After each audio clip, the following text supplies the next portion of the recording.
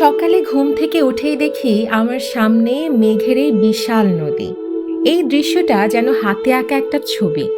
নিস্তব্ধ এই সকাল, সবুজ পাহাড়ের ভাঁজে সাদা গালিচার মতো পড়ে থাকা মেঘ সত্যি অনুভব করায় এই জীবন মানে অনেক কিছু। আর প্রকৃতি আপনাকে সব সময় দু হাত ভরে উজাড় করে দেবে, আপনাকে শুধু মন থেকে চাইতে হবে। হ্যালো গাইস, আমি রেশমি আছি ঘুরপোকা চ্যানেল থেকে, আর আমি এখন আছি সাজেক ভ্যালির সাংগ্রাই রিসোর্টে। আজকের ভিডিওতে আপনাদেরকে সাথে নিয়ে দেখব সাজেক ভ্যালির সৌন্দর্য, সেই সাথে সাংগ্রাই রিসোর্টের রিভিউ পাবেন এই ভিডিওতে। আর ভিডিও শেষে জানাবো সাজেক ভ্যালিতে আসা নিয়ে কিছু গুরুত্বপূর্ণ তথ্য। চলেন তাহলে শুরু করা যাক। ঢাকা থেকে সেন্ট মার্টিন পরিবহনে করে ভোর রাত 5টায় নামলাম খাগড়াছড়ি শহরে। ব্রেকফাস্ট করতে করতে অপেক্ষা করছিলাম সকাল হবার জন্য।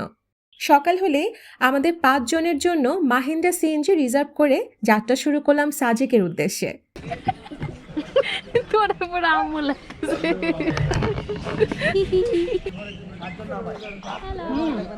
আরে তোকে তো কিউট লাগতেছে। কি খাবি? আনারস খাবি, পাহাড়ি কলা খাবি, পেঁপে খাবি, ডাব খাবি? ডাব খাই ম্যান। ডাব কত করে? কোনটা খাবেন দেখে জান আপু? মিষ্টি হবে? হ্যাঁ পানি আপনার সিভিতে বাইরে কেমন মিষ্টি আছে? কোনটা কত? এটা হচ্ছে আপনার 100 টাকা। এটা হচ্ছে আপনার পার পিস 120 টাকা করে আপনার। এইটা না পার পিস 120। বলতেছি আপনার পিস 60 টাকা করে আপনার। এটা হচ্ছে আপনার জোড়া 120 টাকা, এটা হচ্ছে জোড়া 100 টাকা। এদিকে হচ্ছে আপনার জোড়া 140, এদিকে হচ্ছে আপনার 160 জোড়া।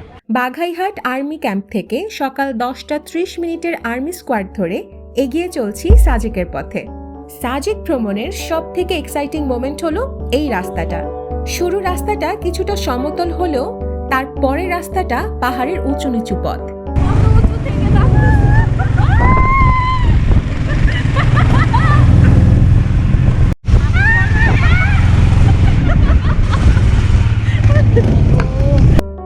ভিডিওতে যদিও সেই আঁকাবাঁকা উঁচু নিচু পথের কেবল কিছু অংশ বোঝা যাচ্ছে।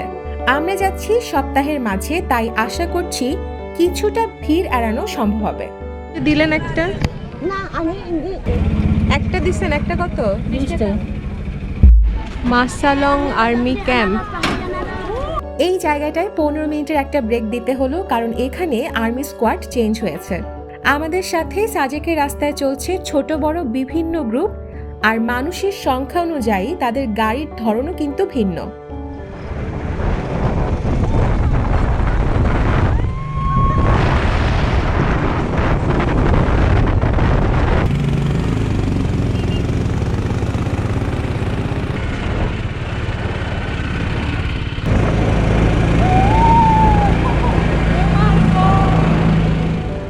আমরা অলমোস্ট সাজেকের কাছাকাছি, আর এই অংশে কিছুটা সময় গাড়ি থামাতে হয় ইঞ্জিন ঠান্ডা হওয়ার জন্য, কারণ শেষের এই রাস্তাটুকু বেশ উঁচু এবং বাঁকা। একদম এক টানে গাড়ি নিয়ে উঠে যেতে হবে।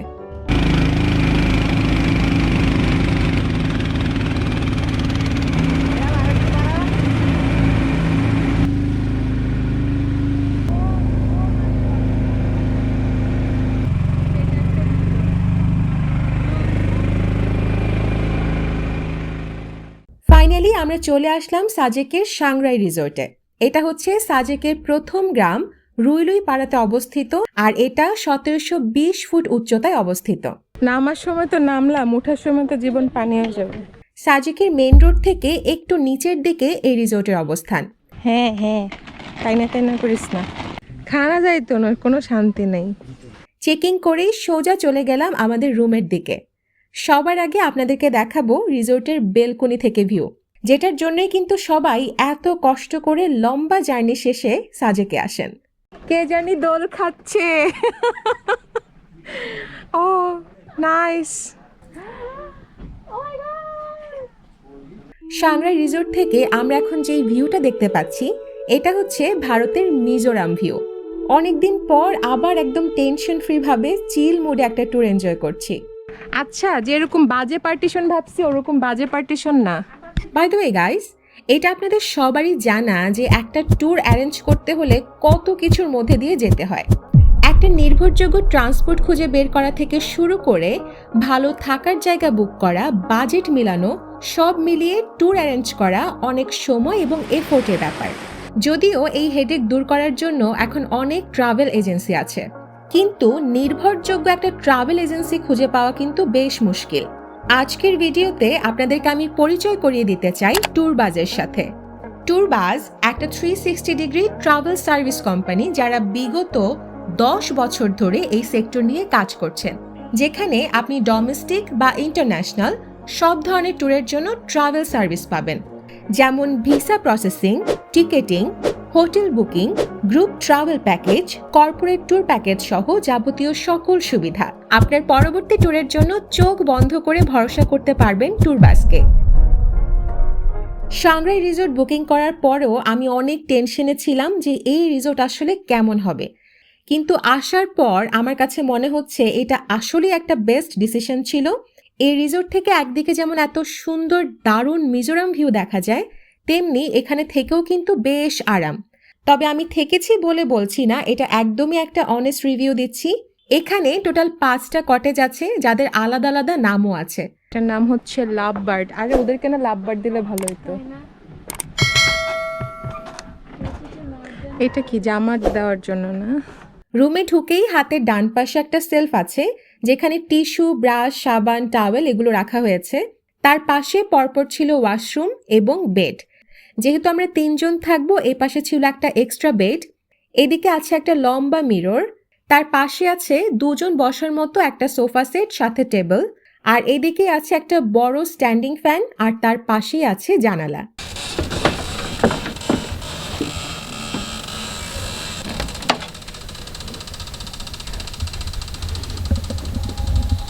ওয়াশরুমটাও বেশ বড়, গিজার ছিল, তবে মিররটা আমার কাছে একটু ঘোলা লেগেছে। কিন্তু ওয়াশরুম থেকেও আপনারা এই ভিউ দেখতে পাবেন, মানে যেদিকেই যাবেন সেদিকেই ভিউ পাচ্ছেন। আর রিসোর্টের বারান্দাটা আমার পার্সোনালি অনেক পছন্দ হয়েছে। ভিডিওতে কিছুটা ছোট মনে হলেও হতে পারে, তবে এটা কিন্তু অনেক বড় এবং যথেষ্ট সুন্দর। এপাশে একটা বেতের দোলনাও দেওয়া আছে। এই বারান্দা থেকে সকাল ও সন্ধ্যায় মিজোরামের যেই ভিউটা দেখা যায় অসম্ভব সুন্দর। আর এই বারান্দা থেকে সকালেই দেখতে পাবেন সূর্যোদয়। পুরো কটেজটাই বাঁশ এবং কাঠের আদলে বানানো। আমার খুব ভালো লেগেছে কাঠের এই ওয়াকওয়েটা। এখানে প্রচুর গাছপালা আছে। কটেজের বাইরে ঘোরার মতো এবং বসে আড্ডা দেওয়ার মতো কিন্তু এনাফ জায়গা আছে। বাই দ্য ওয়ে গাইস, এই রিসোর্টের মালিকের 2টা রিসোর্ট আছে। একটা হচ্ছে সাংগ্রাই, যেখানে আমরা আছি, আরেকটি একটু উপরে আছে যেটার নাম হচ্ছে জুমঘর। পাহাড়ের গায়ে যেভাবে এই রিসোর্টটা সাজানো হয়েছে, আমি বলবো এটা সত্যি প্রশংসার দাবিদার। এখানে কিন্তু বারবিকিউর একটা সেটআপ দেখলাম, সো আপনারা চাইলে কিন্তু এখানে বারবিকিউর ব্যবস্থা করতে পারবেন। সাংগ্রাইয়ের বর্তমান রুম ভাড়া হচ্ছে 5,000 টাকা 2 জনের জন্য, আর 3 জন থাকলে পড়বে 6,000 টাকা, সাথে পাচ্ছেন কমপ্লিমেন্টারি ব্রেকফাস্ট। আর সেম মালিকের দ্বিতীয় যে রিসোর্টটা বলেছি জুমঘর, সেখানে থাকলে রুম পাবেন 4,000 থেকে 4,500-এর মধ্যেই। ঘুরতে ঘুরতে চলে আসলাম সাংগ্রাইয়ের রিসেপশনে। পাশেই আছে তাদের ডাইনিং, আর ডাইনিং থেকেও খুব সুন্দর ভিউ পাওয়া যাচ্ছে। বাই দ্য ওয়ে গাইস, দুপুরের লাঞ্চ টাইম হয়ে গিয়েছে। আমরা এত টায়ার্ড, প্লাস এই রিসোর্টটা যেহেতু একটু নিচের দিকে, তাই আমরা আর উপরে যাইনি। আমরা রিসোর্ট থেকেই ফুডাঙ্কি নামের একটা রেস্টুরেন্টে অর্ডার করে দিয়েছি। আর দুপুরের লাঞ্চে আমরা সবাই মিলে অর্ডার করেছি হাঁস, মুরগি আর ডিমের সেট মেনু। তার সাথে এসেছে ডাল, আলু ভর্তা, সবজি এবং সালাদ। আর ফুডাঙ্কি খাবার মোটামুটি ভালোই ছিল। সাংগ্রাই রিসোর্টে আপনারা সূর্যোদয় দেখবেন, কিন্তু সূর্যাস্ত দেখা যাবে না। তাই সূর্যাস্ত দেখতে হলে রিসোর্ট থেকে বের হয়ে চলে আসতে হবে সাজেক ভ্যালিতে। তবে আমরা আজকে সূর্যাস্ত দেখা মিস করেছি, তাই এখন সন্ধ্যাবেলা একটু যাচ্ছি চা নাস্তা খাওয়ার জন্য।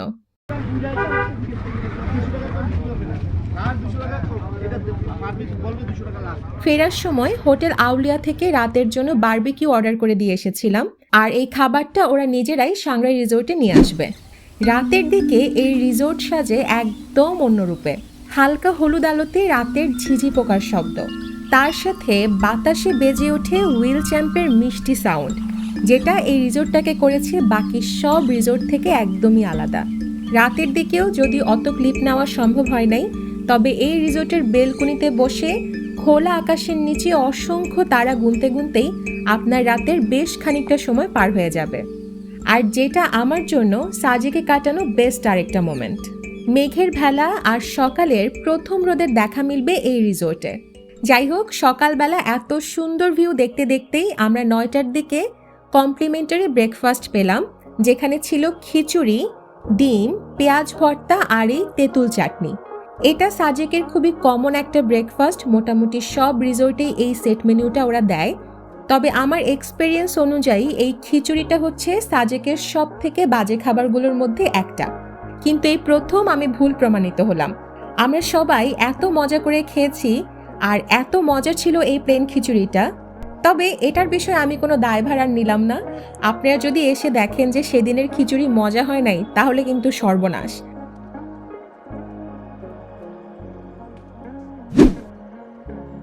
সাংগ্রাই রিসোর্ট থেকে আমাদের চেক আউট আজকে সকাল 10টায়।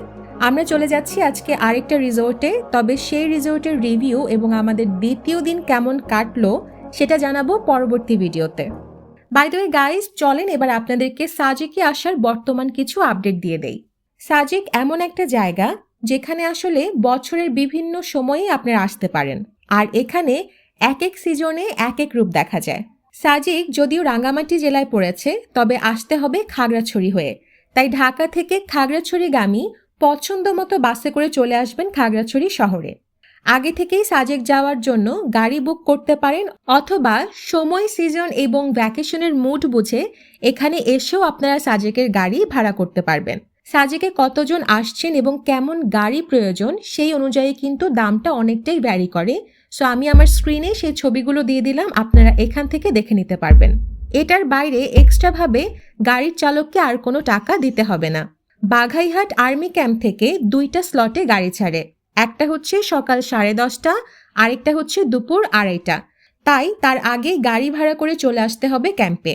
সাজেক ভ্রমণের সময় আপনার এনআইডি কপি বা আপনার পরিচয়পত্রের একটা কপি সাথে রাখতে পারেন। সাজেকে মোটামুটি সব সিমেরই নেটওয়ার্ক পাওয়া যাচ্ছিল, তবে সিজনে ভালো ভালো রিসোর্টগুলো পাওয়া কিন্তু খুবই দুষ্কর, তাই আগে থেকেই রিসোর্টটা বুকিং করে আসবেন। ওকে গাইস, তো আজকের ভিডিও হচ্ছে এই পর্যন্তই। আরও কোনো ইনফরমেশন লাগলে প্লিজ কমেন্ট করে জানাবেন। আর আমার ভিডিওটা যদি ভালো লেগে থাকে অবশ্যই লাইক, কমেন্ট এবং শেয়ার করবেন। আর যারা আমার ভিডিওতে নতুন এসেছেন তাদেরকে বলবো প্লিজ আমার চ্যানেলটা সাবস্ক্রাইব করে ফেলুন। ধন্যবাদ সবাইকে, দেখা হবে পরের ভিডিওতে। Bye bye guys.